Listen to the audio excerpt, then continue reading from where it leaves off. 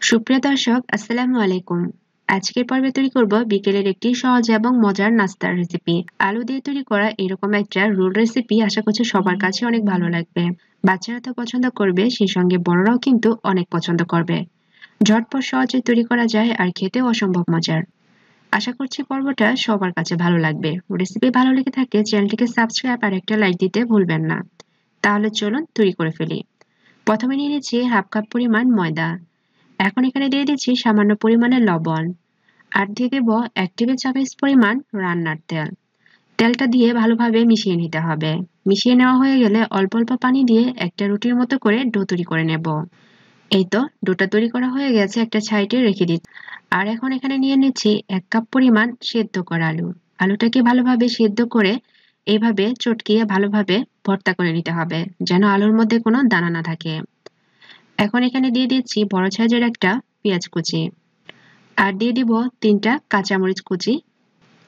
এখন দিয়ে দিচ্ছি হাফ টিস্পুন পরিমাণ লাল মরিচের গুঁড়া, হাফ টিস্পুন পরিমাণ ধনিয়া গুঁড়া, হাফ টিস্পুন পরিমাণ জিরার গুঁড়া আর দিয়ে দিচ্ছি হাফ টিস্পুন পরিমাণ চাট মশলা। পরিমাণ মতো লবণ দিয়ে সবকিছুকে এখন ভালোভাবে মাখাতে হবে। আর এই কাজটা হাত দিয়ে মাখালে কিন্তু ভালো হয়। আমি হাত দিয়ে ভালোভাবে সবকিছুকে মাখিয়ে নিচ্ছি। মাখিয়ে নেওয়া হয়ে গেছে, এখন কয়েকটা ভাগে ভাগ করে নেব। ভাগ করে নেওয়ার পরে আমি হাতে অল্প একটু তেল মাখিয়ে নিয়েছি আর এইভাবে একটু লম্বা করে নিচ্ছি। এই তো এরকম করে সবগুলো তৈরি করে নেব। সবগুলো তৈরি করা হয়ে গেছে। এখন নিয়েছি কাঠি, আমি এরকম সাসলিক যে কাঠিগুলো সেগুলো নিয়েছি। এখন এর ভিতরে দিয়ে দিতে হবে আর আস্তে আস্তে আলতোভাবে এটাকে ঘুরিয়ে লম্বা করতে হবে। এই তো ঠিক এরকম করে নিতে হবে। সবগুলো একইভাবে তৈরি করে নেব। আর যে ডোটা মাখিয়ে রেখেছিলাম সেটা দিয়ে এভাবে রুটির মতো করে বেলে নিতে হবে। বড় সাইজের একটা রুটির মতো করে বেলে নেব। আর পাতলা হতে হবে, খুব বেশি কিন্তু মোটা হওয়া যাবে না। এখন চার সাইডে যে বাঁকা অংশগুলো সেগুলোকে কেটে নিচ্ছি।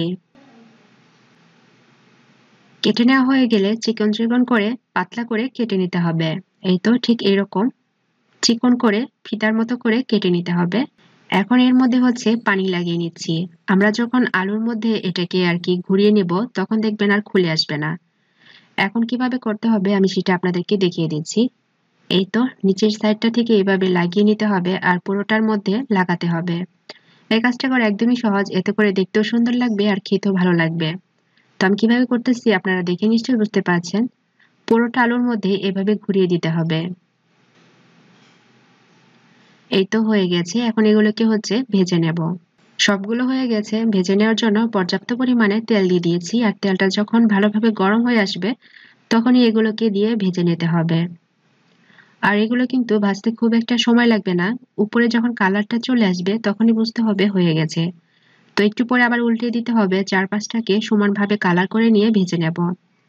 ভেজে নেওয়া হয়ে গেছে, এখন এগুলোকে উঠিয়ে নিচ্ছি। এখন পরিবেশন করে আপনাদেরকে দেখাচ্ছি কতটা সুন্দর হয়েছে। এটা শুধু দেখতে যে সুন্দর তা কিন্তু নয়, এটা খেতেও কিন্তু অসম্ভব মজার। আশা করছি আজকের এই সহজ সুন্দর রেসিপিটা সবার কাছে ভালো লেগেছে। আপনারা কাঠি সহকারেও পরিবেশন করতে পারেন কিংবা কাঠি খুলে এভাবে পরিবেশন করতে পারেন। রেসিপি ভালো লেগে থাকলে চ্যানেলটিকে সাবস্ক্রাইব করে লাইক দিতে ভুলবেন না। আজকের মতো বিদায় নিয়ে নিচ্ছি। আল্লাহ হাফেজ। আসসালামু আলাইকুম।